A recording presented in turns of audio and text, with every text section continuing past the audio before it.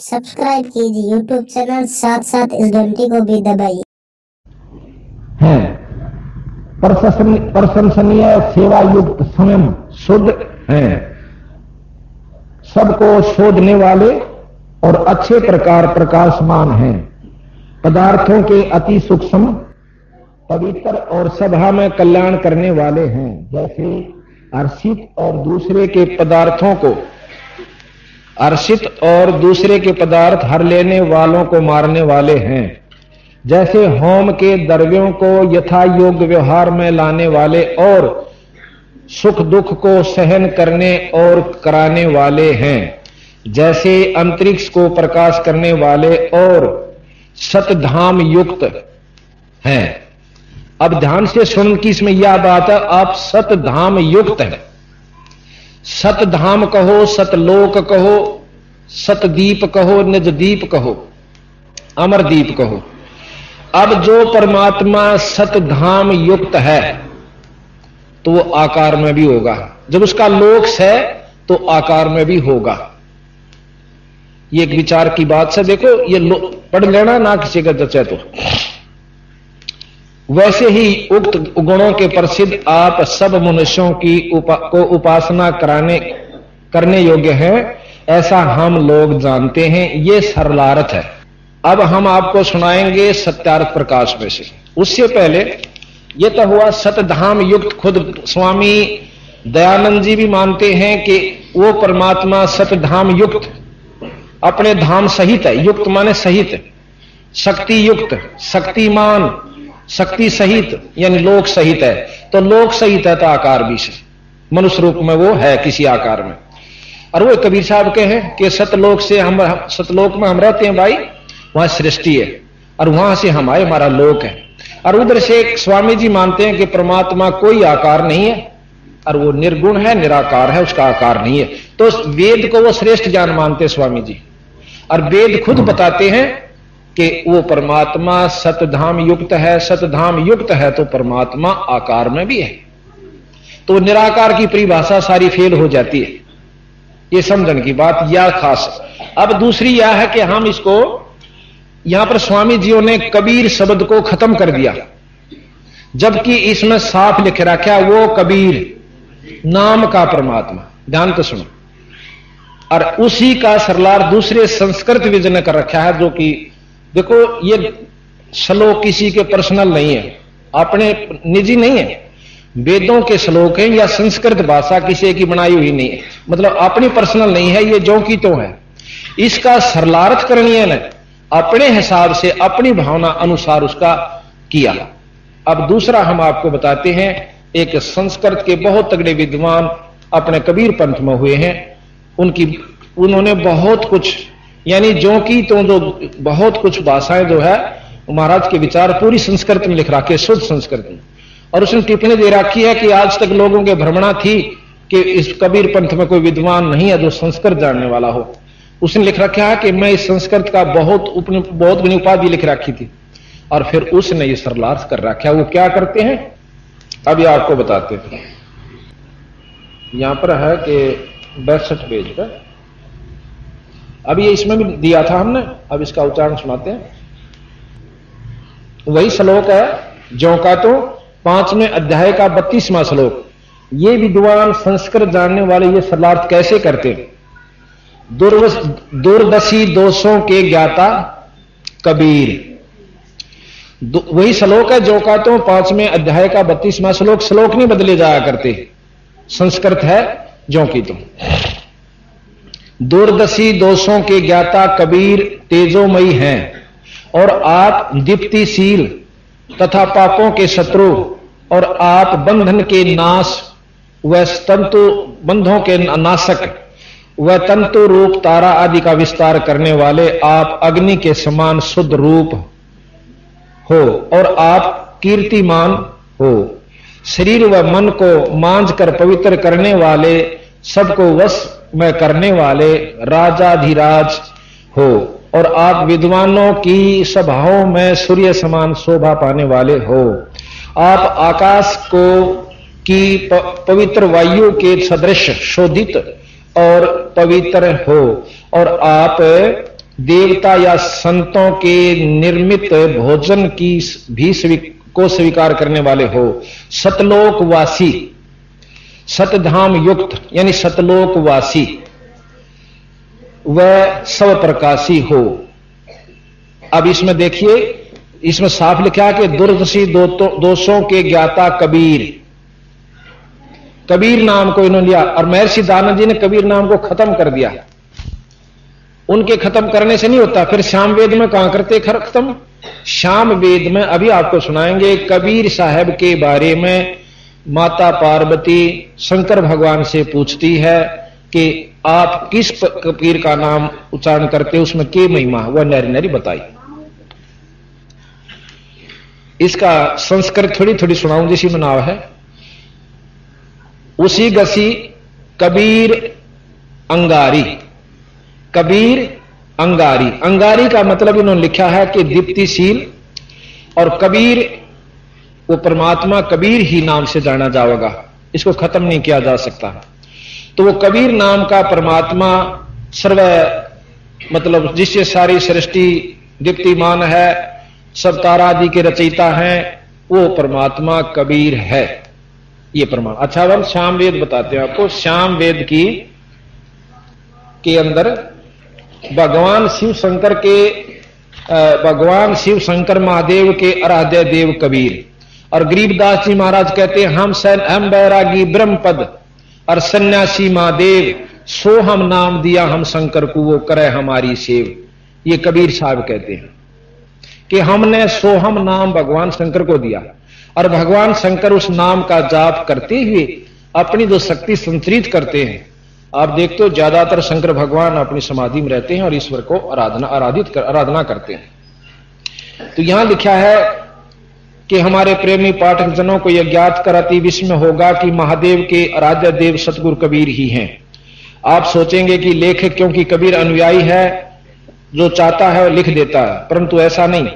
यह लेखक की कल्पना मात्र नहीं है, यह यथार्थ तथा वास्तविक है। भारत में वेद ईश्वर वाणी समझे जाते हैं। ऋषि मुनियों ने वेदों को ईश्वर वाणी कहा है। इन्हीं वेदों में यजुर्वेद और अथर्ववेद में कबीर शब्द की महिमा का वर्णन किया है, जिसका उल्लेख हम पहले कर चुके हैं। अब हम श्याम वेद के पाताल खंड ब्रह्मयामल में से कुछ श्लोक चुनकर प्रमाण के रूप में प्रस्तुत करते हैं। वैसे यह 100 श्लोक हैं। इन सब श्लोकों को यहां देने की गुंजाइश नहीं है। फिर भी पार्वती जी ने अपने पति से जो प्रश्न किया और महादेव ने 100 श्लोकों में उत्तर दिया, अपने पाठकों के विचारार्थ रखते हैं। महादेवी पार्वती ने प्रश्न किया, हे स्वामी, आप स्वयं देवताओं के महादेव हैं, पुनः आप किस ईश का ध्यान करते हो, किस देव का ध्यान करते हो? और कबीर शब्द को 3 अक्षरों का है, वह कबीर कौन है, वह किन देवताओं में से है?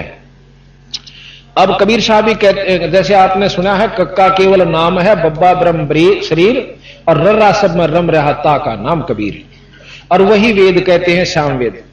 और ये महादेव जी इसमें सारा प्रमाण देते हैं कि कैसे ये बनता है, रे से ये बनता है, फिर दोबारा फिर उनका दूसरा उत्तर फिर देते हैं कि कैसे ये बनता है, बै से ये बनता है, रे से ये बनता है। फिर यानी 5-6 बार महिमा उसी कबीर शब्द की गाई है। यहां कबीर नाम जो है, ये भी वेदों में प्रमाणित है कि वो ईश्वरीय नाम है, ईश्वरीय शक्ति का नाम है। और दूसरी तरफ कबीर साहब इसी का प्रमाण देते हैं कि हम सतलोक से आए भाई, सत स्वरूपी नाम साहेब का सो है नाम हमारा। जो नाम उस परमात्मा अनंत कोट ब्रह्मांड के परमात्मा का नाम है, वो मेरा नाम है, और मैं हूं भी वही। अब नाम मैं भी कबीर दर्शक हूं, पर मेरे में वो गुण नहीं होंगे तब मैं कबीर नहीं हूं। मेरा नाम कबीर है, और जिसमें कबीर वाले गुण हो उस, अभी आपने सुना कि वो कबीर नाम का परमात्मा क्या शक्ति रखता है, और इसका ये वेद भी प्रमाण दे रहे हैं कि वो परमात्मा सतधाम युक्त है, यानी सतलोकवासी है, ये बंदी छोड़ के। और ये महर्षि दानव जी का है। हम ये निकल देखो अपनी तरफ से एक सरलार्थ कर रखा हो, क्योंकि सरलार्थ नहीं बदल सकता, चाहे भावार्थ कुछ भी बना लो उसका। शब्दों के अर्थ नहीं बदले जाया करते, बदले है तो अज्ञानी कहलाओगा। तो यहां स्वामी जी ने सतधाम युक्त लिखना पड़ा कि वो सतधाम युक्त है। जब धाम है तो आकार में भी होगा। ये कबीर साहब कहते हैं, मैं नहीं कहता। और ये साफ प्रमाण देते हैं कि हम सतलोक से हम चले आए। वो धर्मदास जी भी कहते हैं कि जब 50 संत उसके अनुयायी में प्रमाण दे और खुद ये कि हम धर्मदास को सतलोक ले गए और भाई वहां से हमने धर्मदास को वापस फेरा, तो कोई लोक है, इसमें कोई शक नहीं। बाकी अपनी बुद्धि जहां तक मानती है वहीं तक स्वीकार करके उसको बंद कर देती है। अब मैं आपको सत्यार प्रकाश सुनाऊंगा स्वामी जियों का। उनके व्यूज हमने कबीर साहब के बारे में उन्होंने क्या जानकारी दी। 313 पेज पे सत्यार प्रकाश है, देखिए भाई, स्वामी रचित। अब इसके 313 पृष्ठ के ऊपर स्वामी जी ने आदरणीय कबीर साहब के बारे में अपनी टिप्पणी दे रखी है, वो आपको सुनाते हैं। एक ने प्रश्न किया कि कबीर पंथी तो अच्छे हैं, ये 272 नंबर प्रश्न है कि कबीर पंथी तो अच्छे हैं, स्वामी जियों से प्रश्न किया। कबीर साहब स्वामी जी उत्तर देते हैं नहीं। फिर प्रश्न करता है क्यों अच्छे नहीं? पाषाण आदि यानी पत्थर की मूर्ति पूजा का खंडन करते हैं। कबीर साहब फूलों पर उत्पन्न हुए और अंत में भी फूल हो गए। ब्रह्मा विष्णु महेश का जन्म जब नहीं था तब भी कबीर साहब थे। बड़े सिद्ध, ऐसे कि जिस बात को वेद पुराण भी नहीं जान सकता उसको कबीर साहब जानते थे। सच्चा रास्ता है जो कबीर साहब ने दिखलाया। उनका मंत्र सतनाम कबीर आदि है। ये किसी ने प्रश्न किया स्वामी जी से। स्वामी जी उत्तर देते हैं पाषाण आदि को छोड़, वो तो पलंग, गद्दी, तकिए, खड़ाऊं, जोत और दीप यानी जोत जलावा उसकी भी पूजा करते हैं। पाषाण मूर्ति के न्यून है जो कि पत्थर की मूर्ति तभी घटिया से। स्वामी जी कहते हैं कि जिसको तुमने कहो ना पत्थर की मूर्ति की पूजा नहीं कर दे, जैसे भाई पलंग की, तकिए का और जोत जलावा से, ये घटिया मतलब पत्थर की मूर्ति से भी कमजोर से, घटिया से। ये स्वामी जी का व्यूज है। फिर कहते हैं कि क्या कबीर साहब बनूगा थे या कली थे? जो कली तो फूल का मतलब फूल बन गए होंगे। क्या कबीर साहब बनूगा व कलियां थी जो फूलों से उत्पन्न हुए और अंत में फूल हो गए? ये उनका अपना विचार है। यह जो बात सुनी जाती है, कबीर स्वामी जी कहते हैं यह जो बात सुनी जाती है कि वही सच्ची होगी कि कोई जुल्हा काशी में रहता था, उसके लड़के बालक नहीं थे। एक समय थोड़ी सी रात्रि थी सुबह की, एक गली में चला जाता था तो देखा सड़क के किनारे एक टोकनी में फूलों के बीच में उसी रात्रि का जन्मा हुआ बालक था। वह उसको उठाकर ले गया, अपनी स्त्री को दे दिया। उसने पालन पोषण किया। जब वह बड़ा हुआ तो जुल्हे का काम करता था। किसी पंडित के पास संस्कृत पढ़ने के लिए गया, उसने उसका अपमान कर दिया पंडित जी ने, और कहा कि हम जुल्हाओं को नहीं पढ़ाते। इसी प्रकार कई पंडितों के पास फिरा परंतु किसी ने नहीं पढ़ाया। तब ऊंट पटांग बासा बनाकर, कबीर साहब के बारे में कहते हैं, तब ऊंट पटांग बासा बनाकर और जुल्हे आदि नीच लोगों को समझाने लगा।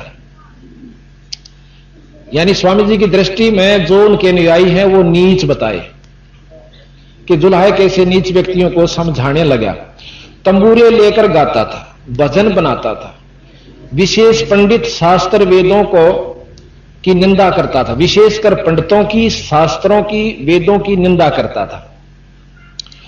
कुछ मूर्ख लोग उसके जाल में फंस गए। ये स्वामी जी के व्यूज हैं अपने कबीर साहब के बारे में कि कुछ मूर्ख लोग उसके जाल में फंस गए।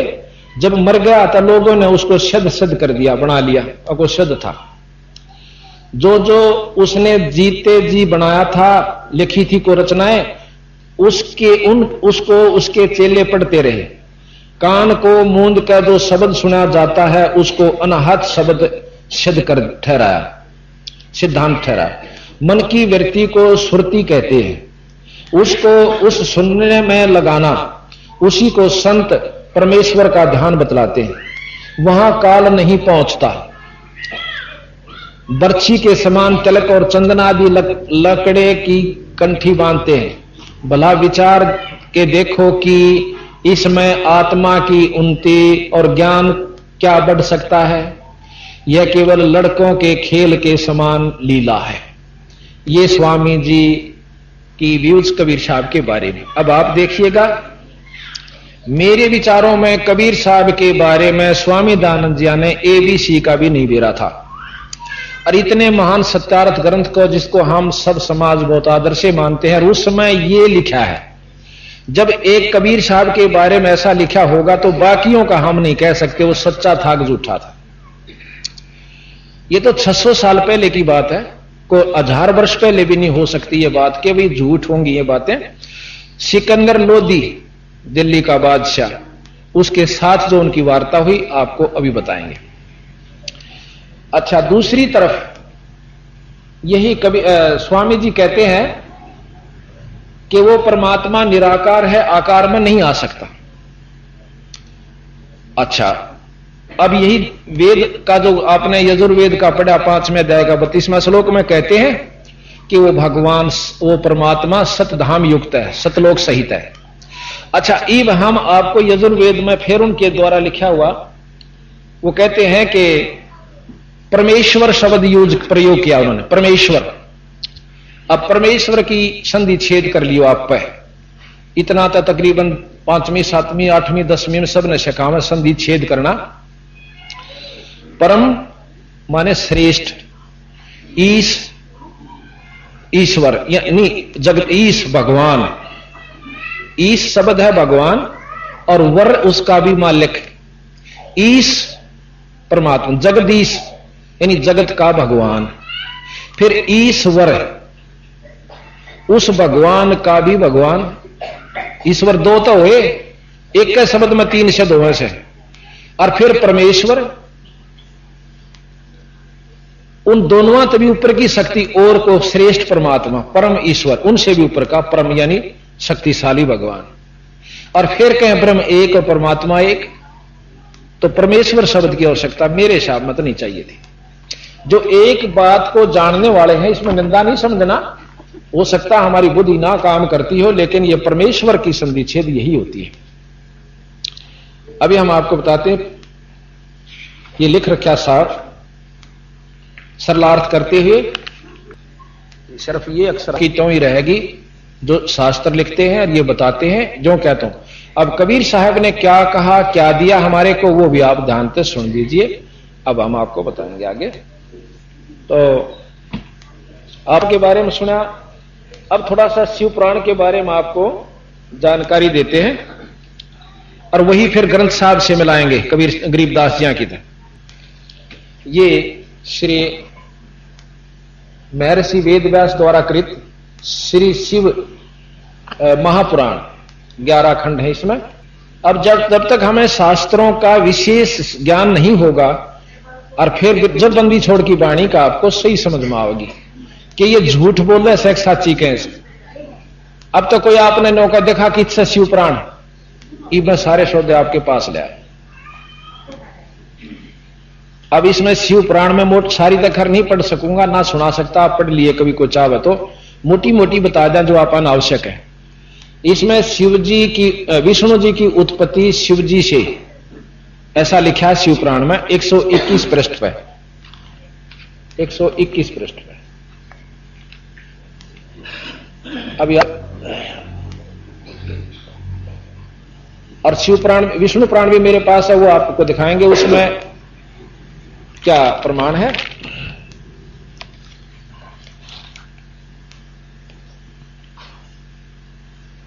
इसमें लगा कि यह ब्रह्मा जी बोले कि हे ब्राह्मण, तुमने लोक कल्याणकारी व बड़ा ही उत्तम प्रश्न किया है, क्योंकि महाप्रलय के समय सब सथावर जंगम नष्ट होने पर जब सूर्य ग्रह तारों के से रहित होकर अंधकार में हो गया था और चंद्र दिन रात, अग्नि, वायु, पृथ्वी, जल कुछ भी नहीं था, तो प्रधान आकाश और अन्य तेज भी शून्य हो गया था।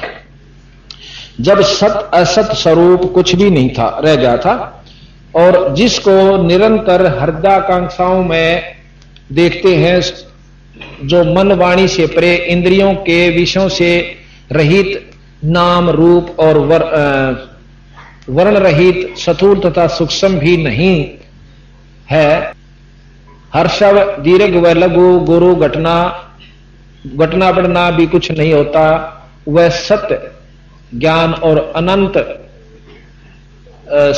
स्वरूप तथा परमानंद परम पुरुष है, जो ज्ञानतम और शोभायुक्त है, जो अमूर्त परम तव है, वही सदृश सदाशिव की मूर्ति है।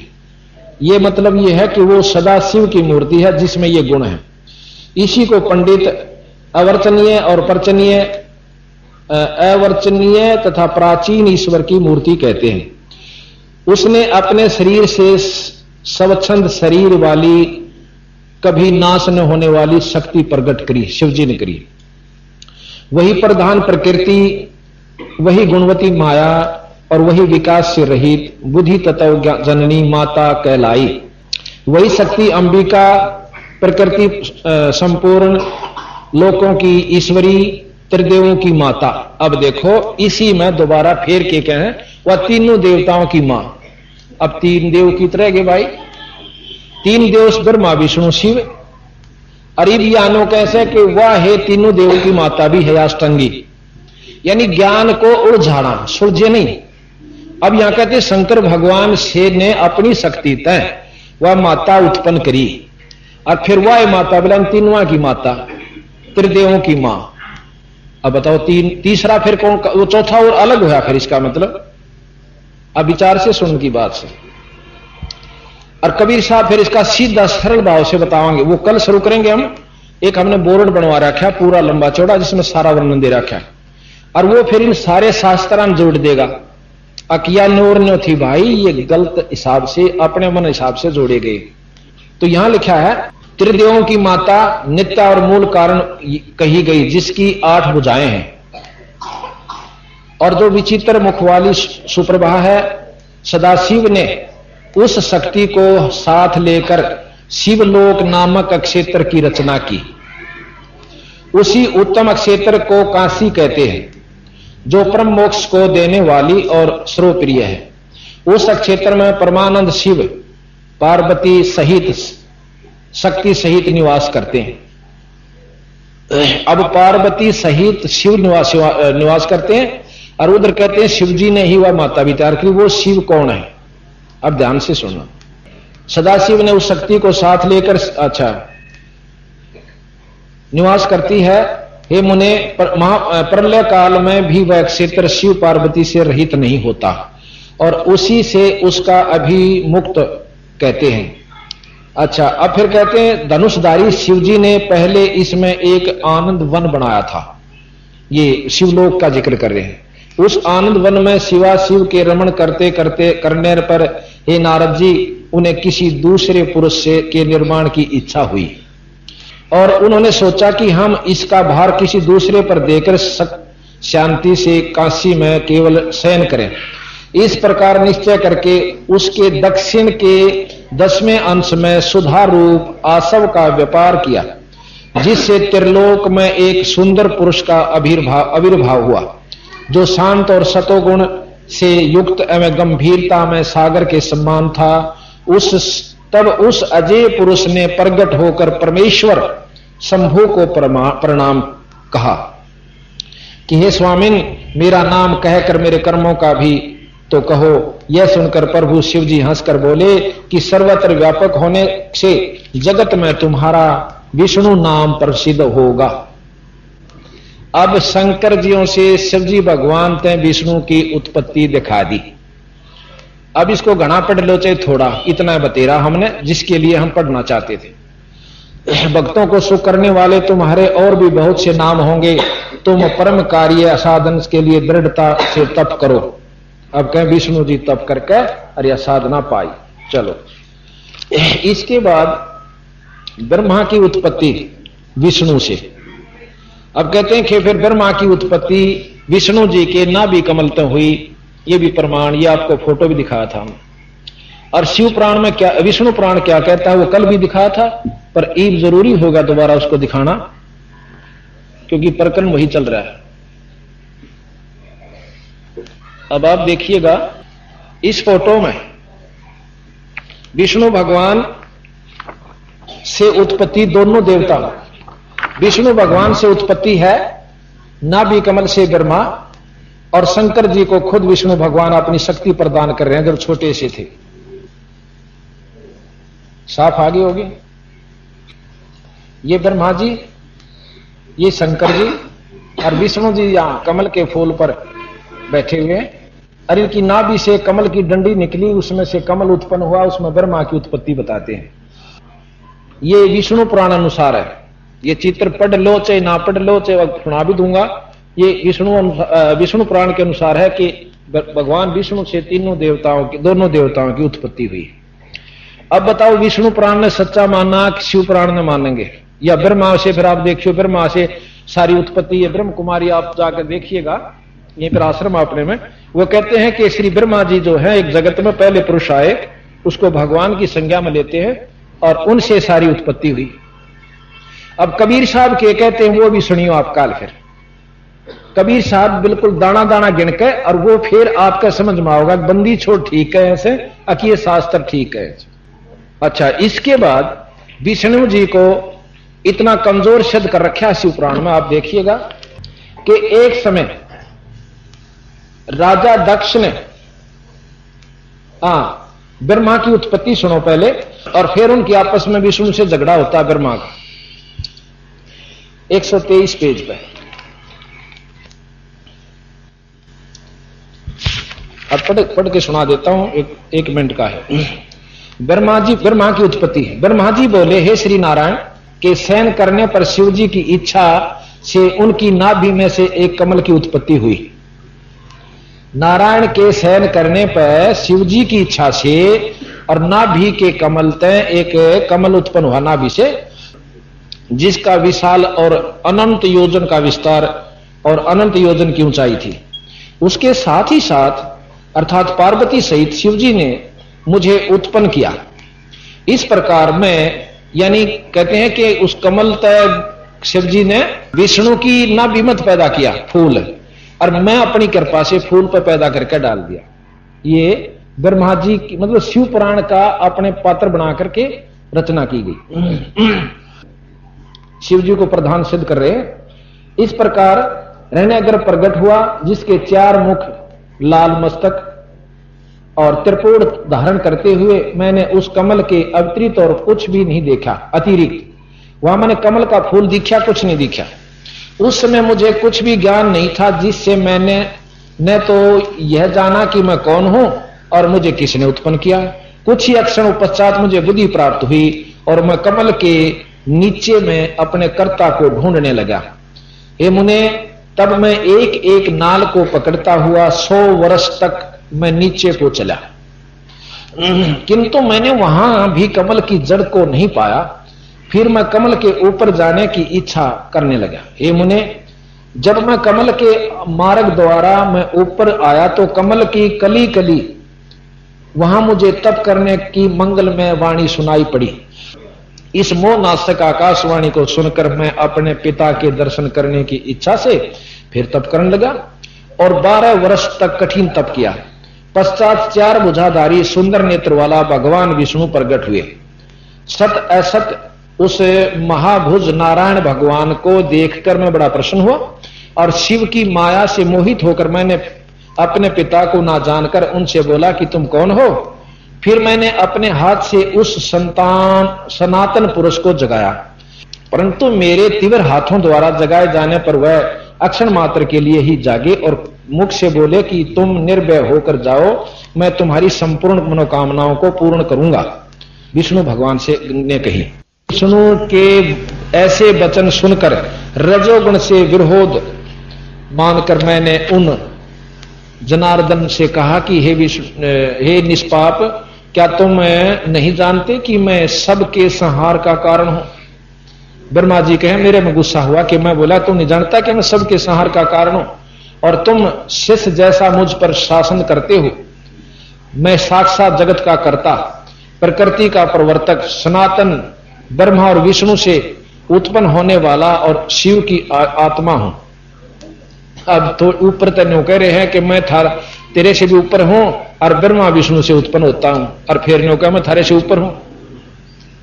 अब ध्यान तो सुनने की बात सही है। ब्रह्मा और विष्णु से उत्पन्न होने वाला और शिव की आत्मा हूं। वेद मुझे स्वयं हो सम्राट, परम श्रेष्ठी और श्रेष्ठ कहते हैं। ये नारद, जब मैंने ऐसा कहा तो रामापति भगवान मुझ पर बहुत क्रुद्ध हुए और कहने लगे कि तुम तो मेरे ही अविनाशी अंग के से उत्पन्न हुए हो। क्या अब तुम निर्दोष नारायण जगन्नाथ को भूल गए? यहां विष्णु भगवान कहता है ब्रह्मा तुम मेरे से उत्पन्न हुआ, उधर से कहते हैं कि शिवजी की कृपा से मैं उत्पन्न हुआ।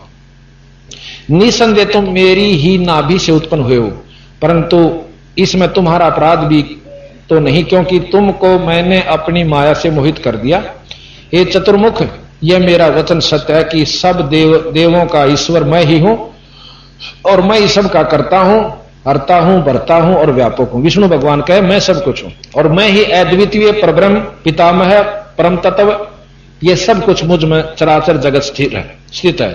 तो मेरी शरण में आओ, मैं तुम्हारी सब दुखों की से रक्षा करूंगा। ब्रह्मा जी कहते हैं कि जब भगवान विष्णु ने ऐसा कहा तो मैं क्रुद्ध होकर उनसे बोला कि तुम कौन हो? बहुत बकवास कर रहे हो, तुम परब्रह्म ईश्वर नहीं हो, तुम्हारा भी कोई करता होगा। शंकर जी की माया ने मुझे मोहित कर दिया था। मैंने हरि से रोमांचकारी युद्ध आरंभ कर दिया, तब मेरे और उनके बीच में एक लिंग प्रकट हुआ। हमारा झगड़ा बंद करवाने खातिर एक लिंग प्रकट हुआ। हम दोनों ने उस देव को नमस्कार कर अपना अपना युद्ध बंद कर दिया और प्रार्थना की कि हे महाप्रभु, आप शीघ्र ही हमें अपने वास्तविक रूप का दर्शन दिखाओ। तो इस प्रकार कहते हैं कि फिर भगवान विष्णु शंकर भगवान ने हमें दर्शन दिए और उन्होंने बताया कि तुम मेरे द्वारा निर्मित हो और ये मेरी शक्ति है। तो इस प्रकार इसमें जो भागवत के अंदर लिखा है उसमें लिखा है कि ऐसे इनका झगड़ा हुआ। फिर कहते हैं कि उस लिंग की म्याद देखने खातिर वह कितना अक्ष है। कहते हैं विष्णु भगवान तो ऊपर न चाल पड़ा ना, ब्रह्मा जी तो ऊपर न चला और शंकर भगवान तले न चला गया, पाताल ही चला गया। नो कहे उस लिंग का कोई बेरा नहीं पिटा, कितना लंबा से। और विष्णु भगवान ने तो आकर नो कह दिया मन्नत पता नहीं चला वो कितना लंबा है। ब्रह्मा जी ऊपर गया था, उसने आकर और उल्टा ही बोल दी झूठ। नो बोला बस यूं थोड़ी ही दूरता ही का सा। कहते इस बात ने सुनकर शंकर भगवान ने एक वीरभद्र नाम का अपना गण अपनी शक्ति से तैयार किया और उसने आकर और भगवान ब्रह्मा जी का 5 मुंह थे इसके पहला, एक सिर काट दिया।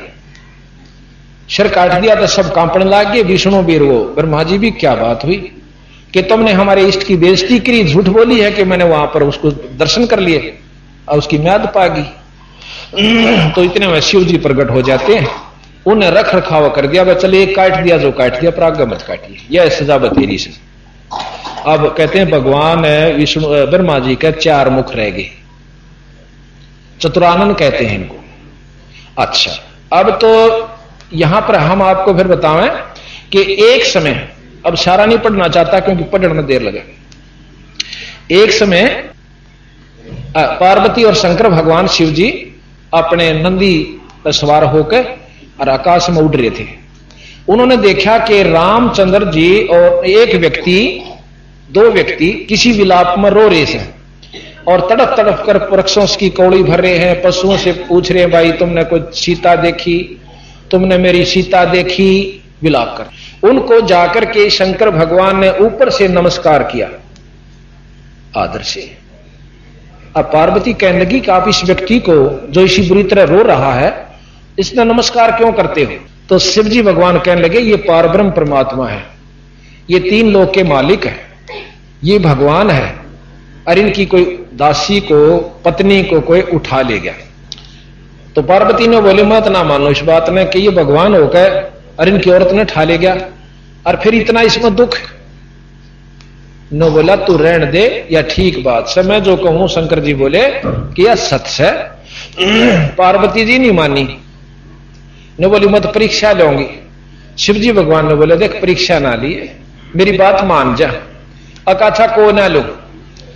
भगवान शिव जी चले गए बाहर अपना कोई तप साधन करने खातिर, पाछे तय सीता का रूप बनाया और भगवान राम के सामने चले गई। उसने सोचा था कि जानते मुझे स्वीकार करेगा और बहुत जैसी शांति प्रकट होगी। कहती जो ही मैं भगवान राम के सामने गई तो भगवान ने मुझे देखते नहीं बोला, हे दक्ष पुत्री माया, हे दक्ष की बेटी पार्वती, तू क्या करना आई यार? भगवान ने कहां छोड़ आई? ने बोली मैं बहुत शर्मिंदा हुई, मैं तो गड गई पानी में। ए महाराज तुम सच्चे भगवान सो, वापस आ गई तो ठीक है। भगवान शंकर कहने लगा कि परीक्षा ले आई? अकना मन को ली परीक्षा। अच्छा, और भगवान शिव जी ने जान लिया कि यार झूठ बोल रहा है। अब उसने मन से पार्वती को त्याग दिया कि तू मेरा काम नहीं रही, पत्नी रूप में मैं स्वीकार नहीं कर सकता। क्यों? क्योंकि तूने मेरी माता का रूप बना लिया, सीता का। यहां सीता को माता कहते भगवान विष्णु शिव जी, और माता का रूप बना लिया तो तू मेरी मां स्वरूप होगी, मैं तुझे पत्नी रूप में स्वीकार नहीं कर सकता। और न्यू कह के ऊपर पहाड़ा में जाकर अपना साधना कर ली, मुझे दिल से त्याग दिया। तो मैंने भाप लिया कि ईब चाहे धरती इधर से उधर हो जावे। शिव जी मानने वाले नहीं है। उधर से मेरे पिताजी ने, दक्ष जी ने एक यज्ञ किया हुआ था। उस यज्ञ में जाके देखा, उसने सोचा चला अपने घर ने चाली बोर तक में साधन नहीं, घर जावे से तो महाराजा यक्ष दक्ष ने एक यज्ञ करवा रखा, उसमें हवन कुंड बनवा रखे, सभी राजाओं को और बाकी जमाइयों को सबका आदर दे रखा, सबका ना आ रहे थे उनका भाग काट रखा। पर शिव जी नहीं गए हुए थे, ना बुलाए थे और उनका भाग भी नहीं काट रखा था।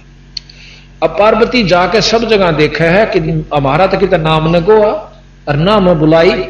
अपने पिता ते छो मां के कहती है कि तेरे जैसे नीच पिता के दर्शन में भी पाप लगे, तना अपने जमाई का भी भाग नहीं कटा और अपनी पुत्री को भी नहीं बुलाया। तो वो कहता है, दक्ष गुस्से हो जाता है कि नीच बालिका, तुझे ज्ञान नहीं कि वो मेरा दुश्मन है, मेरा जमाई नहीं है, मेरे से जो है ना मेरी इच्छा के विरुद्ध तूने शादी की थी और मैं ना बुलाऊं और ना मेरा वो पसंद। वो तो गल में सांप घालने रहे और गल के अंदर जो है ना रूंड वाला सर घाल रहा कपाल और पागला वाला हाल, मैं उसको यहां बुलाऊं?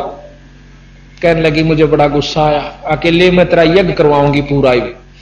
उसके हवन कुंड में जड़कर मर जाती है पार्वती जी। शंकर भगवान ने ज्ञान हुआ, कहते उसने वीरभद्र को प्रकट किया और अपने कई उनको साथ में लेकर भेजा गणों। अच्छा, वहां पर ब्रह्मा जी और विष्णु जी दोनों उपलब्ध थे। विष्णु जी की आज्ञा से वो किया गया था यज्ञ। अब वीरभद्र आवा है, दक्ष को पता चल गया कि वीरभद्र आवा है और आपको नष्ट कर देगा। तो विष्णु जी से अर्ज करी कि महाराज मेरी रक्षा करो। विष्णु जी कहने लगे कि वीरभद्र का आगे मेरी नहीं बसाओगे। अब विष्णु भगवान की यहां पर समर्थता का आप विचार कीजिए। विष्णु भगवान एक शिव जी के गण के आगे न्यू कैसे कि मेरी नहीं बसावेगी, और दक्ष भाई तने गलती करी, बुला लेना चाहिए था। ने बोला जी होगी सो होगी, मेरी रक्षा करो। अक भाई मेरे बस की बात नहीं, चल कोशिश करूंगा। तो यहां लिखा है कि वीरभद्र आया, वीरभद्र ने आके राजा दक्ष की नाड़ काट दी ना। हाँ, पहले विष्णु भगवान झगड़ा करता है, ब्रह्मा जी तो खिसक गया, रह गए विष्णु जी। विष्णु जी ने अपना चक्कर सुदर्शन वीरभद्र पर छोड़ा, सुदर्शन चक्कर समेत वीरभद्र ने उसको जाम कर दिया, यानी खंबे की तरह खड़ा हो गया और न्यू जाम हो गया। विष्णु भगवान ना आगे न चाले ना पाछे और न्यू आंख ठहर गई। ऐसा लिख रहा क्या ये शिव पुराण में? तो कहते हैं वहां वेद पढ़ने वाले वेद मंत्रों वालों ने वेद मंत्र पढ़े, उससे उसका वो स्तंभन खत्म किया। विष्णु भगवान फिर हलचल में आता है, सुदर्शन चक्कर छोड़कर अपना सारंग बाण उठावा है, सारंग बाण से तीर मारा से वीरभद्र की तरफ। वीरभद्र ने अपने तीर से उसके तीर को भी खत्म कर दिया और विष्णु जी को भी यानी मूर्छित कर दिया, जख्म हो गया उसका। और फिर वो क्या नाम है, वहां पर वेद मंत्रों के उसे उसका तीर निकाला और फिर विष्णु भगवान अपने लोक को चला गया। अर्थात शिव जी के सामने विष्णु भगवान बहुत छोटी इकाई होगी जो उनके गणों से भी नीचे पहुंच गया। ये इसमें लिखा है कि विष्णु ने अपना सारंग धनुष उठाया और वीरभद्र ने 3 बाण मारे, 3 टुकड़े कर दिए। विष्णु भगवान भाग गए और ब्रह्मा जी तो पहले जा चुके थे। अब हम ये नहीं कहना चाहते कि ये गलत है या ठीक है, पर आप विचार कीजिए। अब फिर क्या हुआ, एक समय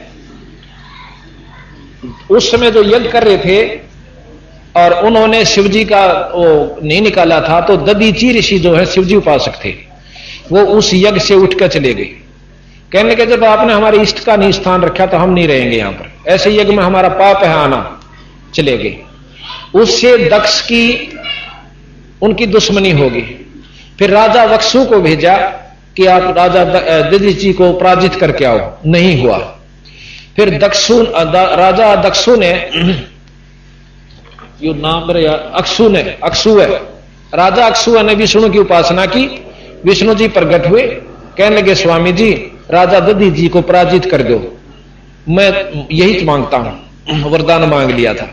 ने बोला देख दधीची ने मैं पराजित नहीं कर सकता, विष्णु जी कैसे, पर मैं कोशिश करूंगा, कोई और छल कपट का तरीका अपनाऊंगा। एक ब्राह्मण का रूप बनाकर दधीची के पास चला गया कि क्या मांगो विप्र जी, कि आप मुझे लिख कर देना, वरदान दो। क्या लिख कर दूं?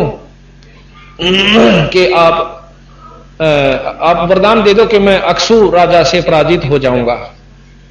ने बोला तो विष्णु है और मुझे छलने आया है। राजा दधीची उसको श्राप दे दिया और विष्णु जी अपने लोक को चले गए। ये शिव पुराण आपको मैं सुना रहा हूं।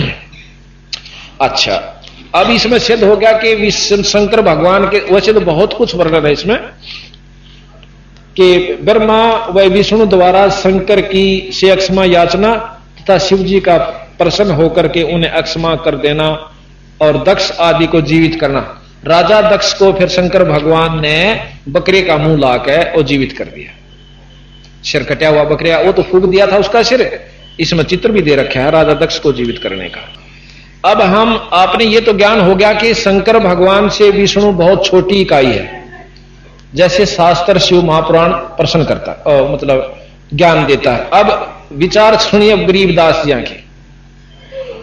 गरीबदास जी महाराज कहते हैं कि एक समय शंकर भगवान के सामने भस्मासुर जियों ने 12 वर्ष तप किया था। ये विचार सुन के है कबीर साहब गरीबदास जी ने ये सारे शास्त्रों को जोड़ा है और बताया से कौन सा सच्चा कौन सा झूठा है और कहां तक ये ज्ञान देते। तो भस्मासुर जी ने 12 वर्ष शिव जी के बारने आगे कैलाश पर्वत पर, पहले तो कैलाश पर्वत पर किया, फिर उनके द्वार के सामने 12 वर्ष किया। तो पार्वती जी कहने लगी कि महाराज ये क्या मांगा इसने, दे दो। महाराज विष्णु भगवान प्रसन्न होते हैं कि मांग भाई, क्या मांगे भगत, हे भक्तवर मांग क्या मांगे, वचन भर लो जी। अब भर लिए वचन। क्या मांगता है कि मुझे भस्म कंडा दे दो और भस्म कंडा मुझे दे दो और कुछ नहीं चाहिए। अब शिव जी ने काट कर भस्म कंडा दे दिया। भस्म कंडे में को लेकर और वो शिव जी को मारने के लिए, शिव भगवान को खत्म करने के लिए दौड़ता है और मन में के विक्षेपता कि मैं पार्वती को अपनी पत्नी बनाऊं और शंकर जी ने खत्म कर दूं। बहुत सुंदर है पार्वती। अब गरीबदास जी महाराज कहते हैं कि वो भगवान शंकर इतने महान थे और वो ये नहीं जान सके कि इसको बुद्धि के मन में केस है, ये भी नहीं जान सके। और फिर क्या वर्णन है कि शंकर भगवान बागा आ गए और कड़ा लेकर भस्म करूंगा और भस्मासुर पाछे पाछे, सिद्धि भस्मासुर में भी थी और उड्डन की सिद्धि शंकर जी में भी, दोनों उड़ के चाल पड़े। बहुत आगे शंकर भगवान भागी जहां से विष्णु जी आवे हैं। नो बोले भाई की चाल्या, हे भगवान कहां चले? कि नो बोला आप भी भाग लो। अकी बात से कि एक राक्षस भस्मासुर नाम का ना हो, हाँ भस्मासुर नाम का राक्षस ने मेरे सो वो भस्म कंडा ले लिया और मुझे मारने की इरादा रखता है और पार्वती को पत्नी बनाओगा। भाई भाजली बोल कोई इलाज नहीं। विष्णु जी ने बोले कोई बात ना। महाराज वहां से प्रगट विष्णु जी अंतर ध्यान होते हैं और सुंदर पार्वती का रूप बनाकर भस्मासुर के आगे आ जाते हैं। तो भस्मासुर पार्वती ने देख कर वहीं डट जा, क्यों उसका तो इरादा पार्वती था और उसने नो भी बेरा था शंकर भगवान तक कड़े रहेगा मेरे दौरे इतने नजदीक नहीं आंदा ने, छे दूर खड़ा रहो 100 किलोमीटर। तो पार्वती से कहने लगा, पार्वती कहने लगी कि मैं तो आपके लिए आई हूं और छोड़ो उसके पाछे क्यों भाग रहे हो। अब ठीक से न बोली मैं जब खुश होंगी मैंने नाच के दिखा दे। नाचन लग गया भस्मासुर ने बोली न्यो नहीं मैं नाचू न्यो नाच, तने नाचना नहीं सीखा मैं सिखाऊंगी न, अब तो सिखा दे। तो नो बोला जो कर मैं करूं नो करिए, नो बोला जो कहेगी वो करूंगा। नो करता करता सिर पर हाथ कराया, उसने भी किया, वहां कह दिया भस्म। तो भस्मासुर भस्म हो जाता। विष्णु भगवान कंडे ने लेकर और गाल के गोज में, और शंकर भगवान जो भागे जा रहे थे उनके आगे प्रकट हो जाते। कहने लगे भाई रुकना रुकना भगत जी, भगवान जी डट डट बहाज ले, डटन का टाइम नहीं से, इतनी फुर्सत नहीं है, एक अक्षर में राक्षस पीछे आ लेगा। वो कहने लगे कि मैंने उसको खत्म कर दिया। खत्म कैसे कर दिया? खत्म कर दिया, मैं नहीं मान सकता, मैं नहीं मान सकता, मेरा दिल यूं कर रहा है, मुझे दिखाओ आपने कैसे भस्म। वो कड़ा भी दिखा दिया। बोले आप लाए कैसे, आपने भस्म किया कैसे, मुझे जरा बताइए। तो कहने लगे कि उसी समय उन्होंने एक लड़की का रूप धारण किया, बहुत सुंदर। वहां से अंतर ध्यान हो गए, इतनी दूर दिखा एक बहुत सुंदर लड़की, बहुत सुंदर बाहर बना दिया, आधा शरीर नंगा आधा ढका हुआ और उड़ता जा रही है, नाच रही है। तो शिवजी भगवान उसी समय उस लड़की के पीछे भाग लेते हैं, ये प्रमाण मिलते हैं शास्त्रों में। उसके पीछे भाग लेते हैं और वो आगे आगे भगवान विष्णु शंकर पीछे पीछे। फिर उनका आगे वर्णन मैं नहीं करना चाहता क्योंकि इस सभा में नहीं कर सकते, इतना ढंग का वर्णन इसमें है, यहां सभा में हम सुना भी नहीं सकते। अब यहां बात खत्म हुई। चलो अब उधर तो शिवजी से विष्णु उत्पन्न हुए और उधर वो शंकर भगवान एक भस्मासुर के सामने नहीं टिक पाया, वहां रक्षा विष्णु भगवान ने की। अब चलो आगे। अब वो पार्वती जी का जो शरीर जल गया था हवन कुंड में, और वो जल गया था पर कंकाल हाड़ नो के नो रह गए थे। शंकर भगवान जाते हैं सभा में और देखे हैं कि पार्वती का शव पड़ा, उस कांधे पर धर के उस शव ने, और कई हजार वर्ष तक पर्वता में घूमते रहे पागल होकर के उसके ब्रह में, ऐसा भी प्रमाण मिलता है। फिर विष्णु जी ने देखा कि ये तो बावड़ा हो गया और इस मरे हुए आडा ने ठाए फिर इसका मोह भंग करना चाहिए। जब इतना मोह इन भगवान के अंदर था कि वो एक मरे हुए उसके भी इतना आसक्त हुआ, तो परमात्मा की पूर्ण परमात्मा की संज्ञा नहीं दी जा सकती। फिर क्या हुआ कि उन्होंने अपने त्रिशूल से उसको मार दिया। कहीं पर हाथ पड़ा, कहीं पर कान पड़े, कहीं पर आंख पड़ी, कहीं पर सिर पड़ा। तो जहां पर उनका जो जो स्थान पड़ा, जहीं पर नैना देवी, कहीं पर फलानी देवी, वो सब मंदिर बाद में बना दिए गए। ये गरीब मतलब हमारे शास्त्रों ने प्रमाण दिया। अब ब्रह्मा जी रह गए भगवान तीसरे, ये कबीर साहब बतावे हैं, मैं अपनी तरफ से नहीं कहता, और गरीबदास जी की वाणी इसका प्रमाण देते और शास्त्र भी वही बतावे हैं, ये झूठ नहीं है। एक बार कहते हैं जब पार्वती की शादी हुई थी, ब्याह हुआ, इनका इतना सुंदर रूप था कि ब्रह्मा जी वहां बैठा हुआ था, और अब मैं वर्णन नहीं करना चाहता कि उसके साथ क्या बीती। ऐसे ऐसे सैकड़ों प्रमाण। फिर ब्रह्मा जी को भगवान कहते हैं कि एक समय उनकी पुत्री खुद सरस्वती जी जब जवान हुई, उसने पति की तलाश करने की कोशिश की। तो ब्रह्मा जी उससे कुछ क्षण पहले देवताओं को अपनी सभा में प्रवचन कर रहा है कि भी देखो बुरे कर्म का बुरा फल होता है, परतरियागमन का महापाप होता है। जैसे गरीबदास जी भी कहते हैं कि पर द्वारा स्त्री का खोला 70 जन्म अंधा हो डोला, सुरापान मद मांसाहारी गमन करे भोग पर नारी 70 जन्म कटत ऐसी साक्षी साहिब है जगदीश। ये बहुत लंबे लंबे प्रवचन कह रखे। और भाई देव वही है जो अपनी इंद्रियों को वश में कर लेता है, अपने मन को काबू में कर लेता है, और बाकी तो सब कदे और कुत्ते की संज्ञा में होते हैं जो इनको काबू नहीं कर सकते। ऐसे ऐसे प्रवचन ब्रह्मा जी खुद कर रहे हैं। इतनी देर में सरस्वती जी बहुत हार श्रृंगार करके उनकी पुत्री और ब्रह्मा की सभा में आए हुए देवों में से अपने पति चुनन की इच्छा से जाती है। कहते उसी समय ब्रह्मा जी का मन डामाडोल हो जाता अपनी पुत्री देख के, और सिंहासन से उठ कर उसकी कौड़ी भर लेता है, जैसे अश्लील व्यक्ति पिक्चरों में आप देखते होंगे मुस्कुराते हुए। कहते शिवजी वहां पर प्रकट हुए, शिवजी ने उनके सिर पर थाप मारी, ब्रह्मा इस शरीर न छोड़ दे, और तन तो नष्ट कर दिया, भ्रष्ट हो गया तू तो। ब्रह्मा का शरीर शंकर जी ने खत्म कर दिया, फिर नाभि कमल तो प्रकट हुआ। मतलब इस प्रकार की व्याख्याएं आपने शिव पुराण, विष्णु पुराण, ब्रह्म पुराण के अंदर सुनने को मिली। अब गरीबदास जियों की हम आपको वाणी सुनाते हैं। अब आप विचार कीजिए कि इनमें फिर परमात्मा कौन सा रहा, और ये भी नहीं कह सकते कि भगवान नहीं थे। जैसे परमात्मा की परिभाषा हमने काल भी बताई थी, आज फिर थोड़ी सी रिवाइज करते हैं। परमात्मा जो है,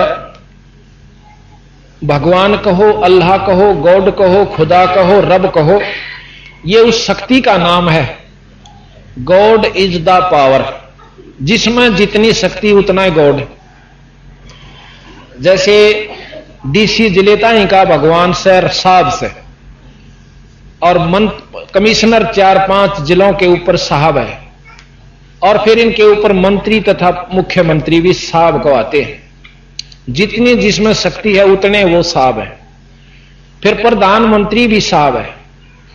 अब ये भी नहीं कह सकते कि इनके अंदर ये विकार नहीं हो सकते, यानी जो काम मुख्यमंत्री कर सकता वो डीसी कद्दे नहीं कर सकता, और जो प्रधानमंत्री कर सकते हैं उस कार्य को ना डीसी और ना मुख्यमंत्री भी, क्योंकि प्रधानमंत्री में वो शक्ति होती 6 महीने तक अपने देश के नागरिक को वो किसी भी राज्य का मुख्यमंत्री बना सकता है, उसने जरूरत नहीं इलेक्शन करवाने की।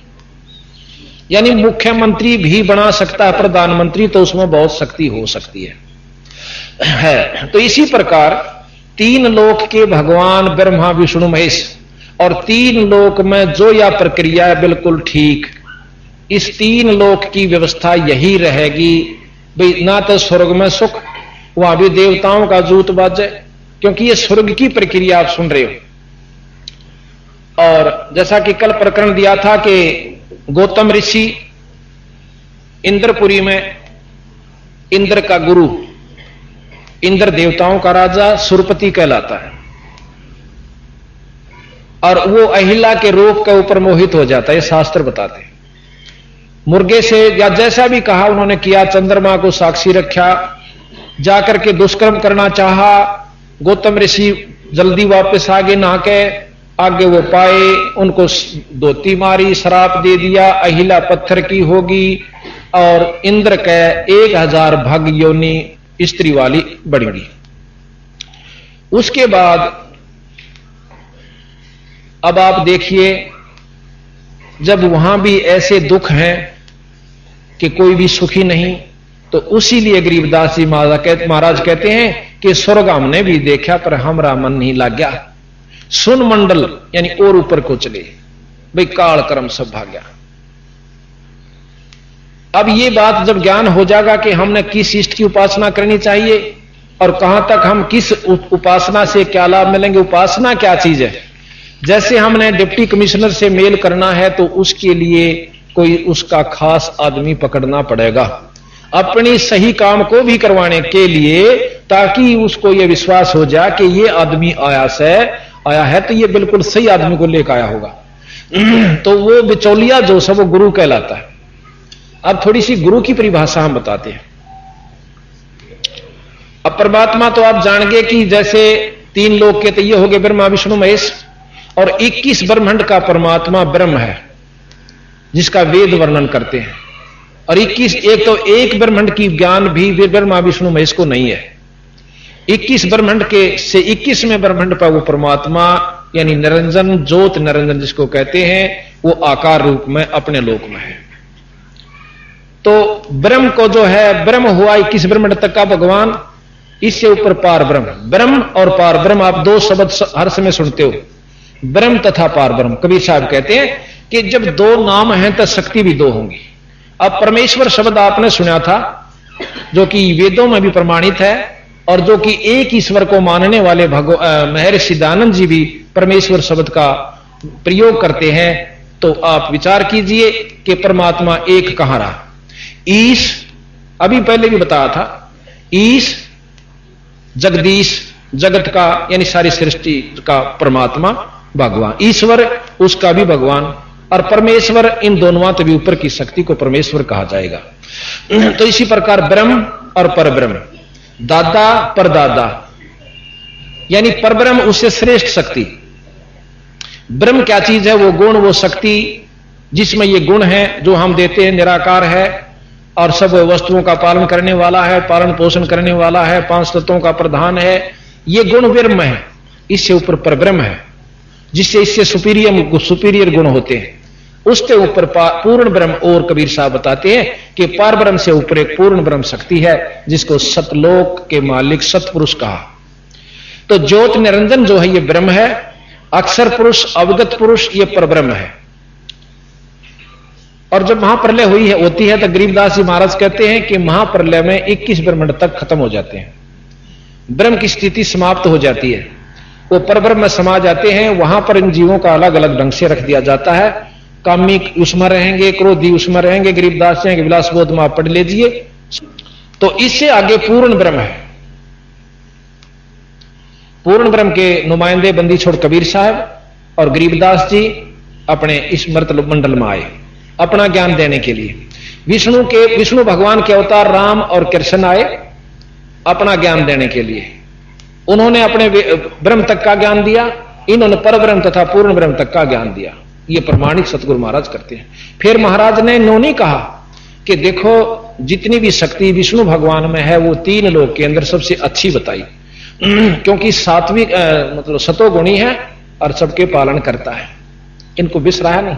पर यह जरूर बता दिया कि ये 3 लोक तक के परमात्मा है, इनसे ऊपर एक और शक्ति है जिसको ब्रह्म कहते हैं। ब्रह्म से ऊपर परब्रह्म और पूर्ण ब्रह्म। अब हम गुरु की, अब कहते हैं ना संत सब बराबर होते हैं, गुरु सब बराबर होते हैं, नहीं। गुरु नाम बराबर हो सके पर गुण में अंतर होता है। अब गुरु थोड़ा सा बताएं, गुरु क्या होता है? गुरु एक बिचौला होता है जो कि जिस व्यक्ति से हमने काम लेना हो उसका खास आदमी से हम मिलेंगे तो वो काम हो पाएगा। आम व्यक्ति से नहीं होगा जो कि वहां तक पहुंचता नहीं और उड़े नो कह मैं तो खूब जानू सूसने और मेरा खास आदमी से और उन बंडाएं जाग तड़के मिलेगा, आज नहीं मिलता। तो इस प्रकार जो नकली गुरु हैं, जो जिस इष्ट की उपासना करते हैं, उनका भी पूरा लाभ नकली गुरुओं से नहीं मिल सकता, ऐसा कबीर साहब बताते हैं। प्रथमतः जिस भी इष्ट की हम उपासना करना चाहें वो पहले इष्ट सेलेक्ट करना। अब आपको ज्ञान होता चला जाएगा अपने आप कबीर साहब के अनुसार कि ईब हमने भक्ति किसकी करनी चाहिए। 3 लोक की व्यवस्था बताएंगे, उसमें क्या होता है। सतलोक में जाएं, पाछे जीव की किस स्थिति होती है और वहां किस आकार में यो जीव होता है, वहां पीव रूप में होती है। इस प्रकार अब हमने पहले सिलेक्ट किया, मान लो विष्णु भगवान की उपासना। विष्णु भगवान का उपासक प्रथम तो वो संत चाहिए जो विष्णु जी का उपासक है, और फिर उसके बाद हमने खास आदमी चाहिए विष्णु जी से मिलाने वाला। फिर विष्णु जी के लोक में हमें क्या लाभ होगा ये ज्ञान होना चाहिए। विष्णु लोक में जाकर के हम अपनी कमाई को खाकर वापस आ जाएंगे। जितनी भी हमने भक्ति यहां करी, अपने किए हुए कर्म को उस विष्णु लोक में भोग के फिर वापस, और भूंडे कर्म नरक में, अच्छे स्वर्ग में, और फिर लक 84। ये प्रमाण दिया संतों ने कि ये स्वर्ग की व्यवस्था है, क्योंकि गीता जी का ज्ञान सबसे श्रेष्ठ है। उसमें कहा कि जैसे कर्म जीव करता वैसे भोग भोगने अवश्य पड़ेंगे। अब कर्म तो अच्छे भी होते हैं और माड़े भी होते हैं। अच्छे थोड़े हों से बुरे ज्यादा होते हैं, 100 तक, तो दोनों भोगने पड़ेंगे। जब तक हम विष्णु उपासक हैं, शंकर जी उपासक हैं या ब्रह्मा जी के उपासक हैं। क्योंकि विष्णु अभी प्रमाण पहले भी दिया था, पर नई संगत हर बार नई जुड़ती है, उसको थोड़ा थोड़ा फिर रिवाइज कराना पड़ रहा है कि त्रेता युग में भगवान रामचंद्र जी ने बाली जी को मारा था जो सुग्रीव का भाई था।